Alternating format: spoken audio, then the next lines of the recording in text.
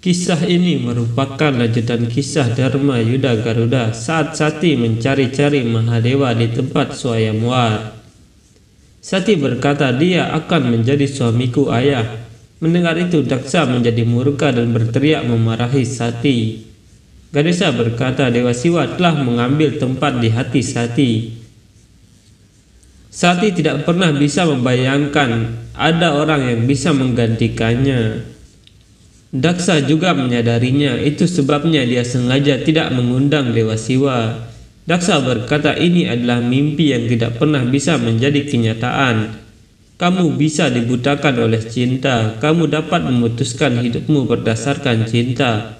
Tapi aku seorang ayah, aku tahu putriku yang lembut, yang tinggal di istana tidak pernah bisa bahagia dengan gelandangan di Kailas itu. Sati berkata kebahagiaan seorang wanita bukan berasal dari kesenangan duniawi, melainkan dari tempat tinggal suaminya ayah. Jika Dewa Siwa bersamaku, lalu mengapa aku membutuhkan sesuatu atau menginginkan kesenangan duniawi ayah? Aku telah menerima dia sebagai suamiku, dia juga memberiku anugerah untuk menikahiku. Itu sebabnya aku tidak akan bertemu pelamar yang lain. Ayah juga sudah berjanji padaku. Aku memiliki hak untuk memilih pasanganku. Apakah janjimu palsu, ayah? Katakan padaku, ayah. Jadi kamu membuat janji itu untuk menyesatkanku, sehingga aku memberikan persetujuan untuk acara ini. Ibu, kamu menyadari perasaanku untuk Dewa Siwa. Kamu juga wanita. Kamu tahu betul bahwa begitu seorang wanita menerima seseorang sebagai suaminya, dia tidak dapat memikirkan orang lain lagi. Hanya Dewa Siwa yang memenuhi syarat untuk kalung bunga ini. Aku hanya akan memberikan kalung bunga untuknya. Sri Wisnu berkata hari itu, Dewi Sati di depan semua resi, dewa dan orang tuanya. Dengan mengungkapkan perasaannya, dia memberi contoh pengabdiannya kepada Dewa Siwa. Sati mengambil kalung bunga itu dan berkata, kalung bunga ini hanya akan diletakkan di leher Dewa Siwa. Daksa berkata, dia harus berada di sini untuk itu. Lihatlah sekeliling dengan hati-hati. Dia tidak di sini. Sati berkata, kamu terkena ilusi ayah. Dewa Siwa ada di sini bersamaku. Meski kamu tidak mengundangnya, aku telah mengundangnya. Kekuatan cintaku akan menarik Dewa Siwa ke sini. Dia memberiku anugerah, itu pasti akan terpenuhi. Siwaku pasti akan datang untuk membuktikan cintanya. Ganesha berkata, paman benar. Hari itu Dewi Sati, karena Dewa Siwa menentang semua orang dan membangun cintanya. Dewi Sati memiliki keyakinan penuh pada cintanya kepada Dewa Siwa dan anugerahnya. Dia percaya bahwa Dewa Siwa pasti akan datang. Dewa Siwa bahkan memenuhi janji itu. Sati berjalan ke arah pintu sambil memuji Mahadewa.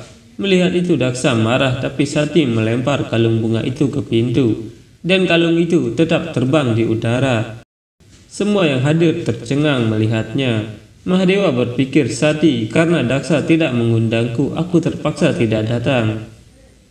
Tapi saat dipanggil, aku pasti akan ada di sana. Sati terus memuji Mahadewa, dan Mahadewa muncul di sana. Semua yang hadir memberi sembah mereka kepada Mahadewa, dan Mahadewa menerima kalung bunga itu. Sati membuka matanya dan melihat Mahadewa telah menggunakan kalung bunga Swayamwarnya. Sati berpikir, Dewa Siwa, dengan menepati janjimu kamu telah menghormatiku. Terimalah salamku, Prabu. Terima kasih Dewa Siwa karena telah menerimaku sebagai istrimu. Mahadewa berpikir, kamu adalah kekuatan abadiku, Sati. Mahadewa berjalan dalam wujudnya yang sangat besar, berjalan ke depan Daksa dan berkata, sesuai keinginanmu Dewi Sati, di depan semua orang dia telah memilihku menjadi suaminya. Aku memintamu untuk memberkati kami dan lakukan tugasmu.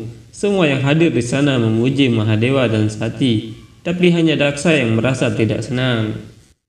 Dewi Laksmi berkata kemunculan Dewa Siwa yang tiba-tiba sama sekali tidak menyenangkan Daksa. Dia tidak ingin memberikan persetujuan untuk pernikahan ini.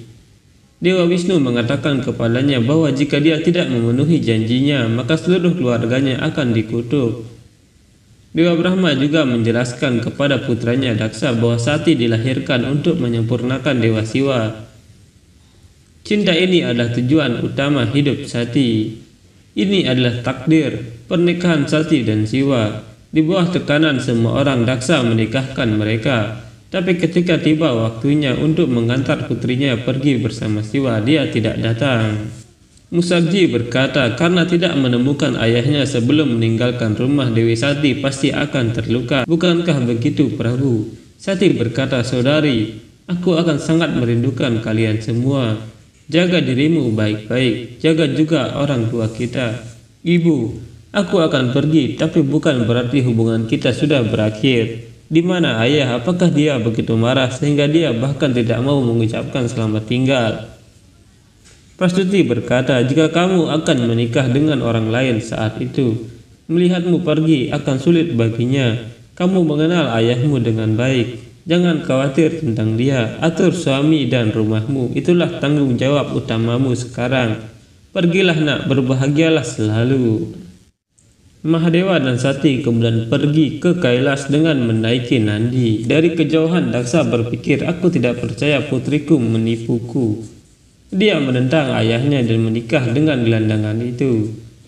Sastri berkata, ketika seorang ayah terluka, mereka dapat membuat keputusan yang kejam. Tapi seorang ayah merasa paling sengsara. Istrinya berkata, dan seorang ibu.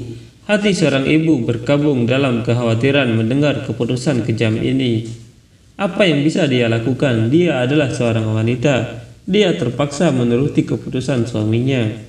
Mendengar itu, Sri Wisnu berpikir, ada beban di hati mereka yang tidak mereka bagikan. Dewi Lasmi berpikir, kita di sini untuk menyelesaikan kekhawatiran mereka, Prabu. Garuda berkata, apa yang terjadi selanjutnya, Ibu? Dewi Lasmi berkata, Dewa Siwa memahami kekecewaan Sati. Dia mulai berusaha melibatkan Sati dalam kehidupan barunya dengan meninggalkan masa lalunya dan membenamkan dirinya dalam dunia kegembiraan. Mahadewa berpikir, Sati, di tempat tinggalmu yang baru aku menyambutmu. Akhirnya Kailas dan aku akan diurus olehmu. Kegembiraan di wajahmu akan selalu ada. Aku berjanji untuk tidak pernah membiarkan kegembiraan memudar dari wajahmu. Sri Wisnu berkata, Siwa dan Sati menikah, tetapi pernikahan yang tidak diterima oleh orang tua pasti akan menghadapi rintangan. Setelah Sati menikah dengan Dewa Siwa, kebencian Daksa kepada Dewa Siwa semakin bertambah. Daksa berpikir dengan merenggut, putri kesayanganku, kamu telah berdosa, Siwa. Aku akan membalaskan dendam ketika saatnya tiba. Kamu harus menanggung penderitaan yang tak tertahankan sepertiku. Dewi Lasmi berkata, setelah menikah, ketika seorang wanita meninggalkan rumah ayahnya dan datang ke rumah perkawinannya, segalanya berbeda baginya, di mana segala sesuatu diletakkan di rumah itu, hingga anggota keluarga juga berbeda. Perilaku suka dan tidak suka anggota keluarga menjadi teka-teki baginya, dan dia tersesat dalam semua itu.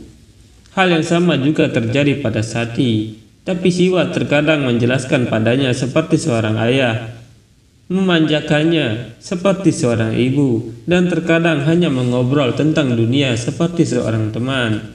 Mereka menjadi sahabat sejati dalam segala aspek. Kini bukan hanya di Kailas, ada perasaan bahagia di mana-mana. Seperti setiap wanita, Sati mengelola rumah suaminya dengan sangat baik.